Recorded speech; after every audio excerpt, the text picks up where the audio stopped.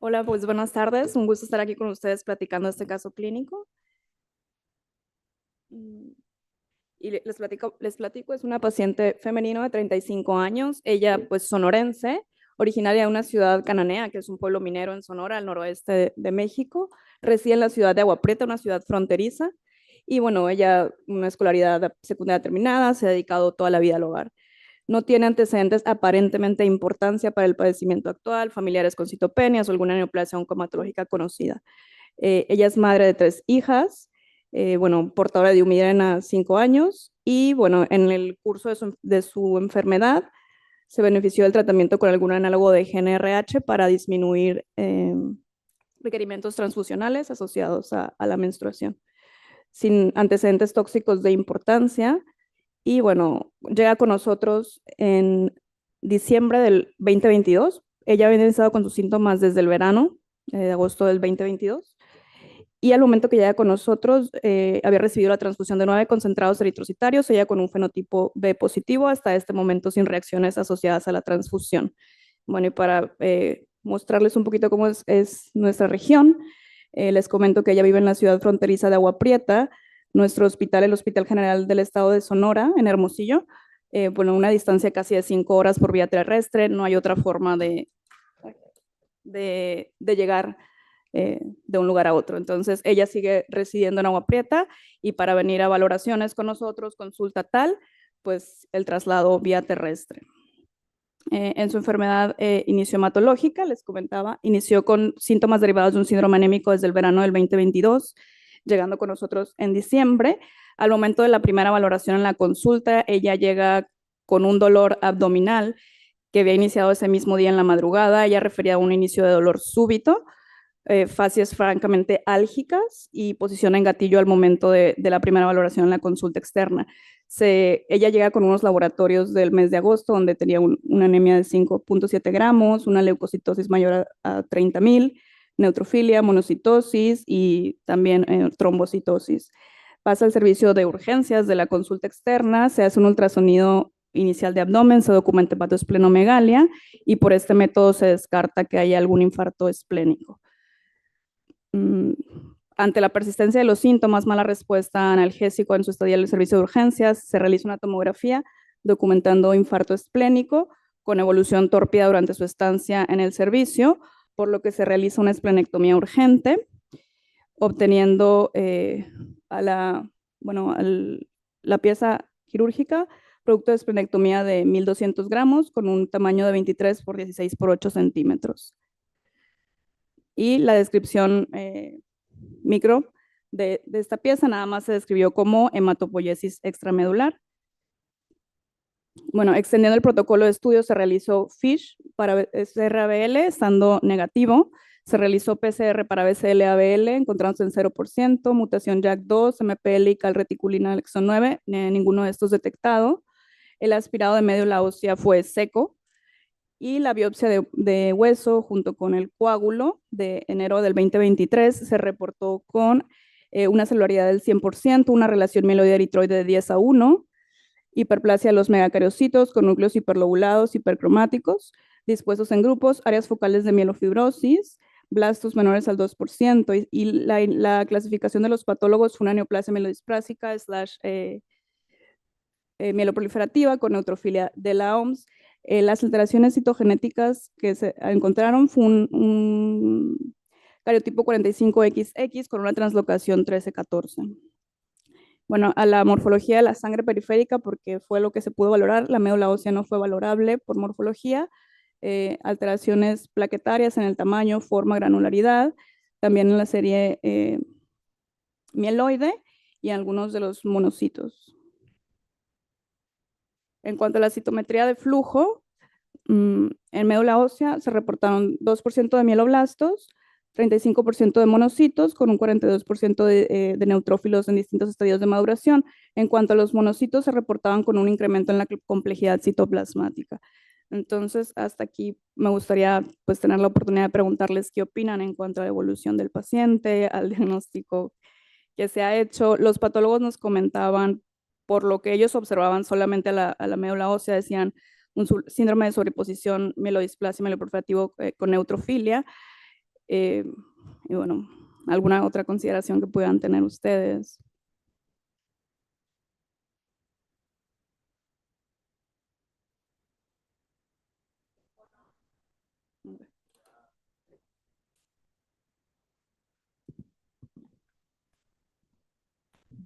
Y la verdad que en esta paciente fundamentalmente me parece que tener un NGS es fundamental. Primero porque te va a definir en el pronóstico. Igual me parece que obviamente es una paciente joven y uno va a tener que ser bastante agresivo con el tratamiento, pero y la otra, digamos, y te va, o sea, te va a ayudar por lo menos a predecir un poquito, a aclarar el cuadro para que lo puedas interpretar. La que te quiero preguntar es una curiosidad. Cuando le sacaste el vaso, ¿hasta dónde llegaron las plaquetas? 1 millón. 1 millón solamente, tiene 900.000, no subió nada. Y los blancos también deben haber subido enormemente. Sí. Que a nosotros una pregunta. Si podés poner el slide del hemograma, dice Elvira, para ver. No, yo lo único que iba a preguntarte, porque tuvimos un caso, no con esplenomegalia, pero el MPL seguramente, no sé cómo lo hacen, si lo hacen por zanja, no sabes. Porque la verdad que cuando haces si lo haces por otra técnica, capaz que tenés más sensibilidad, pero si se hace por secuenciación zanja, la sensibilidad es re baja y es re común encontrarse con MPL negativo. Okay. Entonces ahí estoy con él, porque si le haces un NGS y tiene un MPL, pienso porque el JAK2 en general es sensible, el CalR, bueno, dependiendo cómo lo hagan, pero en general las técnicas son sensibles. Pero el MPL sí que podés tener un problema de sensibilidad ahí, Okay. y de tenerlo positivo ya está, es una mielofibrosis. Porque el resto tiene mucho dolor a mielofibrosis. El otro problema con calreticulina es que a veces se hace la alelo específica y solo se busca la tipo 1 y la tipo 2 y no se secuencian y faltan las pseudo, todas esas que se ven por secuenciación o por fragmentos, que por ahí tenés una sensibilidad un poco más baja, que es lo que hablábamos, parece más un mieloproliferativo. Entonces a veces sí, parece, el conocer cuál es la técnica con la que se evalúan las MPL o la calreticulina, de repente uno cree que es negativo y de repente hay un 30% de las mutaciones que ni siquiera se buscaron y que te cierra un poco mejor el caso, o no cierra un poco más. Porque esto no pasa acá solamente. Nosotros teníamos hace poquito con ellas ahí un caso con una monocitosis que todos creíamos que era una mielomonocítica crónica, incluso tenía una citometría en sangre periférica donde tenía más de 95% de monocitos clásicos. Se ríen porque fue de larga discusión. Y hasta ahí de todo divino, y cuando le hicimos el NGS, tenía una mutación de MPL, y después fuimos a revisar un poco mejor y empezaron a aparecer dacriocitos y alguna cosa más que capaz que no precisábamos tanto el NGS. Okay.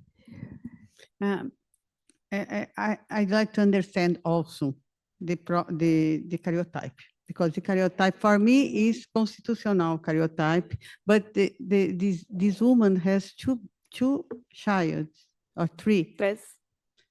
Normal. It's strange because it's strange. I don't know. Just to remember that this must be constitutional abnormality and not associated with the hematopoietic disorder. Okay. Sí.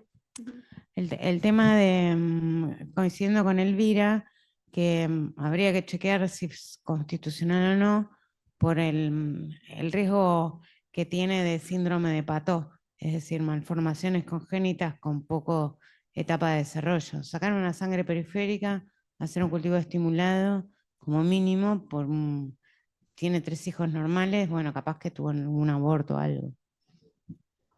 Okay. Interesante. Muchas cosas para llevar a casa. Les agradezco. Bueno, en cuanto al tratamiento, aprovechando un poquito la discusión, no sé, de entrada, alguna consideración que tuvieran. Evidentemente, bueno, fue urgencia por la forma en la que presentó la esplenectomía y como comentaban, pues se elevaron significativamente todo. Posteriormente presentó derrame pleural, síntomas sugestivos bueno, nos dimos la tarea de descartar una tromboembolia pulmonar posterior a la esplenectomía. Afortunadamente no fue el caso, pero pues sí estábamos bastante impresionados con la cifra de leucocitos y de plaquetas, como el comportamiento que tuvo. Entonces, en este momento... Empezaron con hidroxiurea, hicieron citorreducción y después que... No, empezamos directamente con, bueno, la intención con ella, una inducción a la remisión con un poco de dosis de quimioterapia. No se quiso dar el 5+3 por las condiciones en las que estaba la paciente. Se combinó con azacitidina. Y bueno, posterior a esto, el plan siempre fue diciendo, bueno, tenemos una paciente joven que ha tenido requerimientos transfusionales regulares, por lo demás buena clase funcional. Entonces, como pensando en la intención de llevar a trasplante en algún punto. Pero sin saber a este punto de la evolución y varios meses después si la paciente tenía o no un candidato para trasplante. En la región de nosotros no se realizan trasplantes y empezamos por ahí, ¿no? A ver, inicialmente estudiarse. Afortunadamente tiene 3 hermanos, de los cuales uno es tan haploidéntico y el otro paralogénico. Pero realmente han sido pues tratamientos de sostén en tanto se sabe si la paciente, inicialmente si había un donante disponible. Y bueno, el financiamiento del trasplante corre totalmente por la paciente, porque por nuestra institución no se puede. Entonces, en tanto ella está trabajando en esto, pues nosotros hemos estado inconstantemente con lo que tenemos, en ocasiones hidroxiurea, que esta igual corre por cuenta de ella, a veces citarabina cuando hay dosis bajas, azacitina, conforme lo que hemos tenido disponibles. El comportamiento... Una pregunta, ¿no le has vuelto a repetir la médula? No. ¿Y cómo está el hemograma ahora de ella? Persiste la anemia en torno a entre 5 o 6 gramos por decilitro, más o menos constante. Los requerimientos transfusionales que ha mantenido van entre 1 a 2 concentrados eritrocitarios por mes. Y bueno, el comportamiento que han tenido los leucocitos ha sido este. ¿Y la plaqueta? Y las plaquetas acá están. El tema te hago una pregunta, ¿y cómo, o sea, es una situación, digamos, difícil porque obviamente no hay un soporte y uno, digamos, no ve que así la paciente vaya para ningún lado? Digamos, ¿qué se hace? Yo la verdad que, digamos, no sé, cada cual conoce su lugar y ¿qué pasaría con esta paciente? ¿En qué sentido? Y en el sentido de, bueno, no la podés llevar a trasplante y no le podés hacer un tratamiento que tampoco creo que por más que le pongamos citarabina, azacitidina, No. en el largo plazo le va a ir bien. Sí, la no. verdad que es eso. Entonces, en México, ¿qué hacen el sistema de salud? ¿Qué hace con una paciente? ¿Perdón? Bueno, no sé, traduciéndolo a moneda local, pero el trasplante en Universidad de Monterrey, que es el que es más accesible para la población y es ciudad del norte, es a donde más o menos todos los pacientes del norte pueden ir a trasplantarse, está en 250,000 pesos, que comparado con los trasplantes que se realizan en otras partes del país es bastante accesible para cierta población. Entonces la paciente está pues en esto de 250,000 pesos.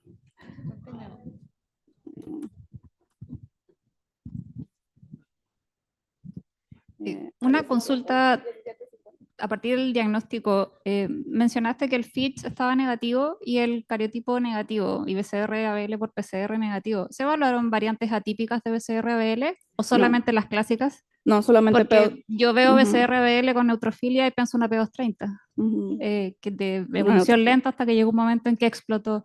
Lo que pasa es que nosotros en nuestro centro hemos visto FITch negativos, cariotipo negativo con PCR positivo cuando están en una baja proporción, porque la sensibilidad del FITch para BCR-ABL es el 1%. En cambio, el PCR puede llegar mucho más profundo, digamos, la sensibilidad. Entonces, por eso te preguntaba si es que habían evaluado quizás un BCR-ABL atípico. No. Ujú.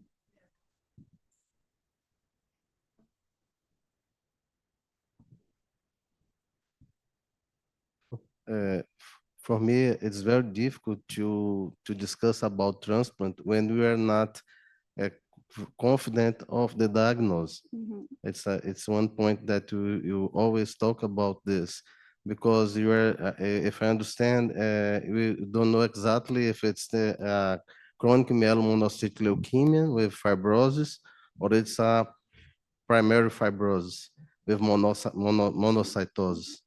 I think it's the discussion for me, if I understood. And after, if you discuss about alternative donors, the results of haploidentical transplantation in this situation is not so good. And then you have to think about this possibility, and because when you think about the alternative donors, you have to try to think about what you're going to do in the post-transplant to maintain the response that we have. Well, then I maybe, as she said, maybe try to make another myelogram or biopsy and another exams to try to definitely better the diagnosis. I think so. Elvira. Debes repetir de nuevo la médula. I think that we need to repeat the bone marrow aspirated, and we need to perform NGS. We cannot go already after, we need, because we are treating the patient with but first, one problem, then the second. The first is diagnosis. We need a new bone marrow. If you cannot aspirate it, please make an imprint of the biopsy. See, for NGS, we need, yes, only the peripheral blood. But we try to do a vaquinha in Portuguese, all of us, and we pay for the NGS. And I look for the bone marrow aspirate. Really, there is no problem. I can go, but we need. After this, we continue. But it's not possible to treat this patient with chemotherapy. Excuse me, because I am completely astonished, because it's not possible. We cannot perform the chemotherapy without a diagnosis. This is a very complex case, and this is my opinion, but really, there is no problem for me to make a vaquinha to pay for the NGS with Sophia, with Sophia. And if it was possible, then the karyotype is less important in this case, but really, and if you cannot aspirate, then perform the imprint, because it's important to see the percentage of the blast cells. Muchas gracias.